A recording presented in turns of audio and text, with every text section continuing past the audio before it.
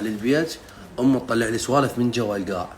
امي شيل الدبه مال مي، امي قعد الدبه مال مي، امي جيب الغاز ودي الغاز، امي شيل هاي جيب هاي ودي هاي.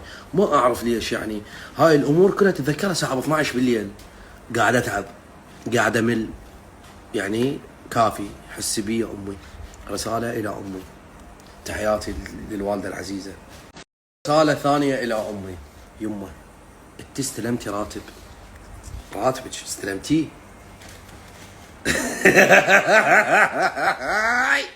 تضحك انت راتبك استلمتيه وراتبك خير من الله. تردين اقول لك ايش قد راتبك؟ ضحكي راتبك مستلمته تسلتين مني فلوس ليش؟ تعبت بديت اتعب كأني راح اعزل. رسالة ثالثة الى امي. امي من تسوين مرقة ما احبها، ليش تجين تقولي لي يما راسي وجعني مريضة؟ ليش؟ قولي لي مسويه مرقة بوتيتا، قولي لي مسويه مرقة شجر عادي ترى والقران طبيعي الموضوع. ليش تمثلين علي؟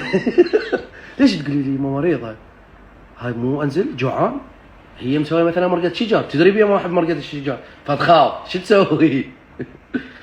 يما والله راسي وجعني هسه جيت من الدوام تعبانة. ليش؟ هاي الافلام الهندية ما تعبر علي. زين يمه بطلين تعبتيني راح اعزل.